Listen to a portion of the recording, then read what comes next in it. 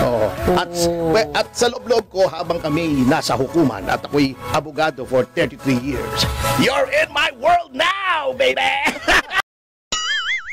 Naku po mga kababayan po natin, mukhang kumagat po itong si Risa Hontiveros sa pain nitong si Atty. Topacio at siguradong mabibingwet.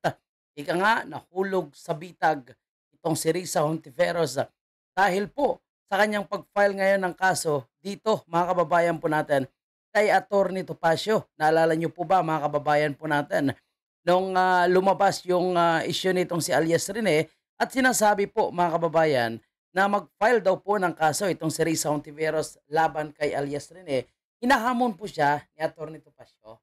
At ang sabi ni Atty. Topacio, isama ako sa kasuhan dahil ilalabas ko yung mga ebidensya, itong mga patunay, no, na talagang totoo itong allegation laban kay Risa Hontiveros. At si Risa Hontiveros ay talagang may pattern daw po yung kanyang pagiging tanim witness. Yan daw po magtrabaho si Risa Hontiveros. At ngayong tuwang-tuwa pa, imbis na matakot po itong si Atty. Topacio, abay tuwang-tuwa pa na siya po ay kinasuhan ni Risa Hontiveros. At ito na nga po, handa na po si Atty. Topacio, no, na sagutin at ilalabas niya nga po ang ebidensya na siya namang kakahiya at lalong iiwanan itong si Risa Hontiveros ng mga pink dilaw na gusto niyo mag-consolidate para sa 2028 national and presidential election. Okay, dahil excited na po tayo, okay, papasukin na po natin, Atty. Topacio. Yo, Topacio. Hontiveros, idemanda mo ako. Opo. Bakit ko siya hinamon? Unang-una, ba? totoo naman yung sinasabi ko. Yung sinasabi niyang cyber libel. Totoo naman may video, di ba ka? Oo. At walang malis. Anyway, hindi ko nasasabihin yung depensa ko. Yun. Talagang may surprise attack po itong si Atty. Topacio.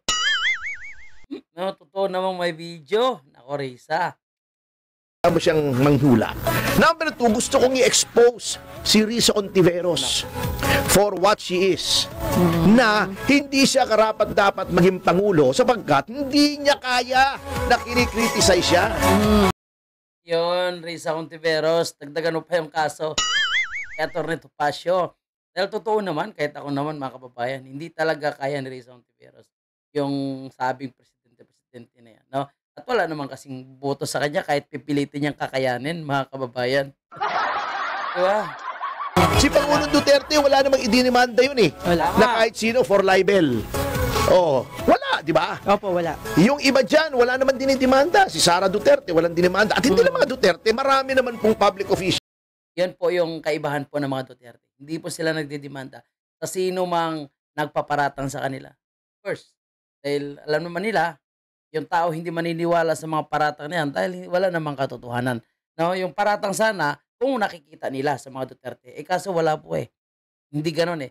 Kaso dito kay Risa Hontiveros, yung umamin mismo yung witness. Sino nagparatang? Yung vlogger, yung taong bayan, o mismo yung kanyang di umano'y binayaran. Hindi yung kanyang binayaran. Ito nagbase ng pag-uusap yung taong bayan. Kasi galing sa kanya yun eh. Sinasabi niya, paniwalaan natin to dahil witness ko ito. Ngayon nagbaliktad, sabihin niya sinungaling. Hindi naman balat sibuyas. Ayun. Bago, number 2, Kengkoy pa tong si Risa. Eto ha, para sabihin ko sa'yo King Koy. kung gaano ka-kengkoy itong taong ito. Di ba? Siya yung tinuligsa. Siya yung kinriticize namin. Etong sabi niya, nagtago pa sa likuran ng Senado. Mag-isa na lang nga siya ron sa Senado. Eto pa sinabi niya, Isa na lang sa Senado, nagtago pa. Walang kakampi, kawawa talaga, no? Kawawa kaya ng damay.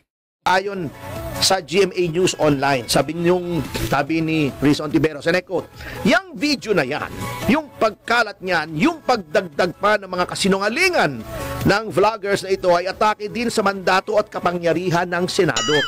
Ang Senado na nakikipaglaban para sa mga taong hindi kayang ipaglaban ang sarili nila.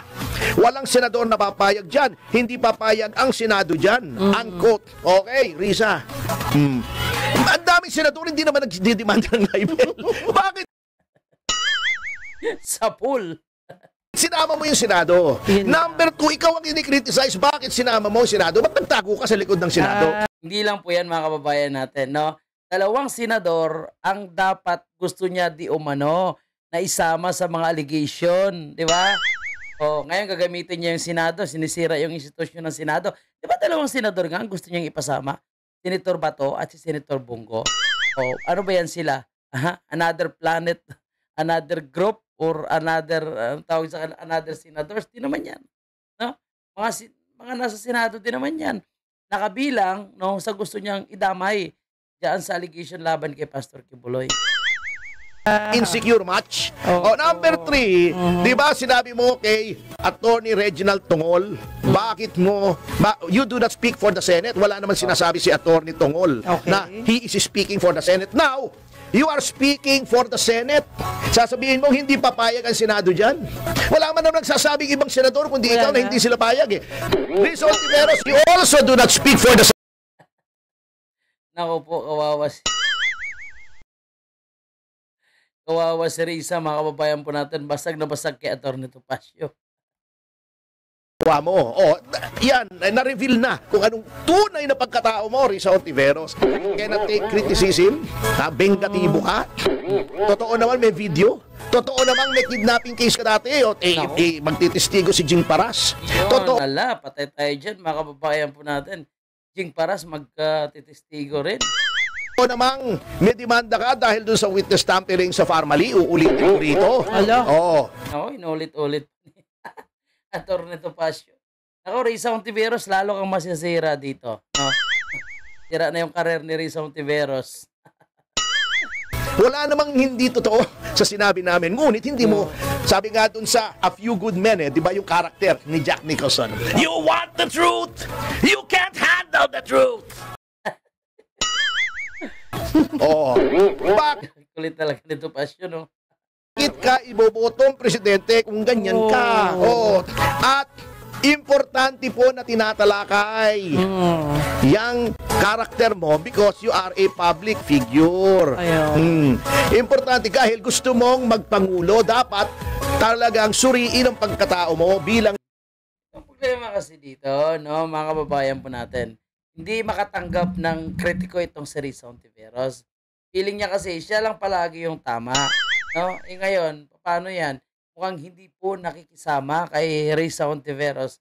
Ang panahon, tingnan mo, ginamay niya pa si Atty. Topacio at ang mga vloggers ngayon. O kanina, pinakita natin si Banat Bay. Si Banat Bay, tinawag naman siyang ipokrito.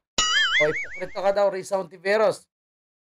Sabi ng vlogger na si Banat Bay. Tingnan mo, di ba? Mas lalong masisira, lalong gugulo yung buhay ni Rizal Ontiveros. Dahil sa kaniyang pinagagawa po dito, no? Yung kanyang kalaban, imbis na isa lang, mas pinadami niya ang kanyang kalaban. At ang akala niya na malilinis niya ang kanyang pangalan, ang ina, no? Lalong mababaon sa putik si Rizal Ontiveros. Yan ang nakikita ko, sa totoo lang, mga kababayan. Pangulo. That is why there's freedom of speech. That is why there's freedom of the press. Doon nagkamali yung advisor niya. Ang pinakamagandang mangyayari dito, she will have to testify. Maghaharap kami sa hukuman. Wala sa Senado. Wala. At kung ayaw niya mag-testify, tatawagin ko siya as hostile witness. At sa loob-loob ko habang kami nasa hukuman at ako'y abogado for 33 years. You're in my world now, baby! Wala kang parliamentary immunity niyan! Nasa hukuman ka, baby! Attorney, parang kamana ka kay Attorney Specio. Ako po, mga kababayan po natin. Lalo sa sabog sa galit po dito sa Rizal Ontiveros. Mundo yan, baby! 33 taon ako nasa hukuman, baby! Hindi mo ko pwedeng pa-contempt dyan, baby! Mga kaibigan, masaya lang po si Attorney. Yan, dahil maaga siyang dumating. Siya ay pumasok sa patibong! Naku, pumasok ka talaga sa patibong Rizal Ontiveros. Masaya ito. Magandang laban ito, mga kababayan po natin. Grabe, Evil laughter. Ayan. Baka lang pelikula no? Ayun, ganito. Naku po, mga kababayan po natin, ito yung pinaka-aabangan na po natin, no? Yung sinasabi natin, yung sagot ni Atty. Topacio dito po sa mga allegation nitong si Risa Hontiveros. You are in my world, baby. Talagang humanda ka, Risa Hontiveros, dito kay Atty. Topacio, no? Imbis nakabahan siya at katakutan, abay, magiging, ano ka lang doon, no? Magiging parang paaboy mo ka lang na nahulog sa kanyang patibong.